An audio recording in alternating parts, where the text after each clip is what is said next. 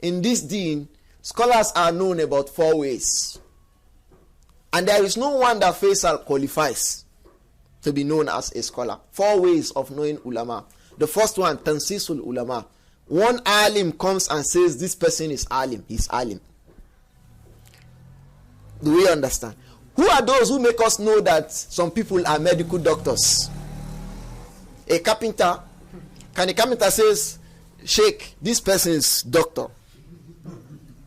Yeah? Or someone comes from his village, maybe a bricklayer, and says, Sheikh, this person is Hafiz of Quran.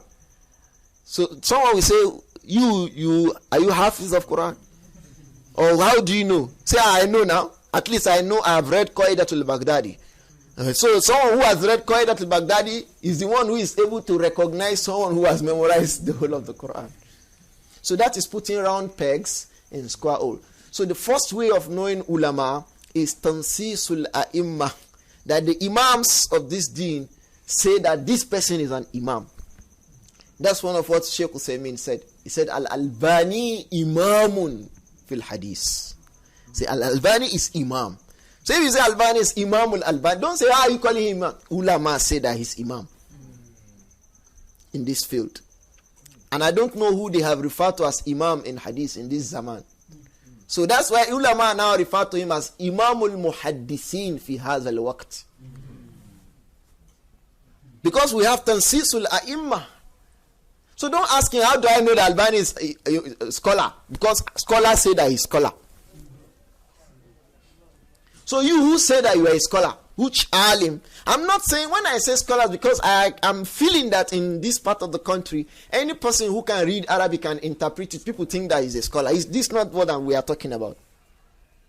It's not. So the first way to know ulama is tansisul a'imma.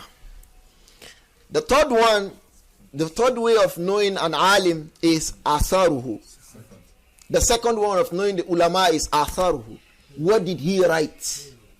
Bring his works.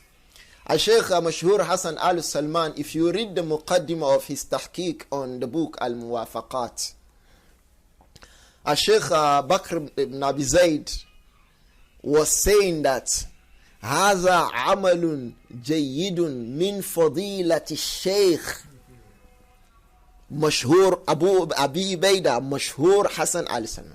So if you say Mashhur Hassan al-Salman is a sheikh, if you ask me how do I know, I say Bakr ibn Abi Zayd said he's a sheikh. He wrote it. It's in the muqaddimah of the book. When I met the sheikh, I asked him that they said that, how did you feel when you read? He said, well, that is what the ulama said about him. So ulama say ulama and alim is an alim based on what? The work. Do we understand? So he's saying that Sheikh Mashhur is a sheikh because of what? His work.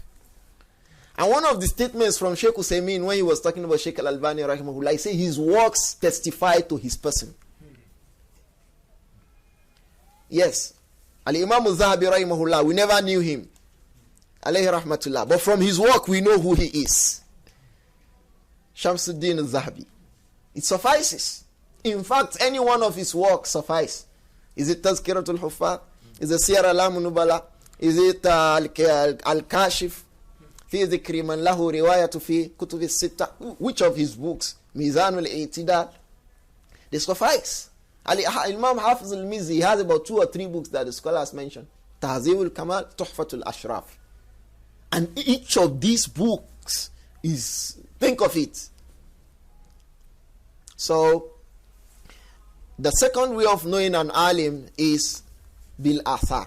What did he write? What did he say? The third way of knowing the ulama and the fourth way of knowing the ulama, will put them together. The third way is through his scholars who were his teachers. Ulama'uhu. The fourth one is tulabuhu. But these two are not definite like the first two. These last two are not definite because an alim can be a true alim Rabbani, but it is not every alim Rabbani that brings about a talib that becomes an alim Rabbani too. Do we understand? But most of the time, alim Rabbani breeds talib Rabbani that becomes alim Rabbani. So the same thing, that someone is a talib who is considered an alim, is not every time that it means that his teacher was an alim.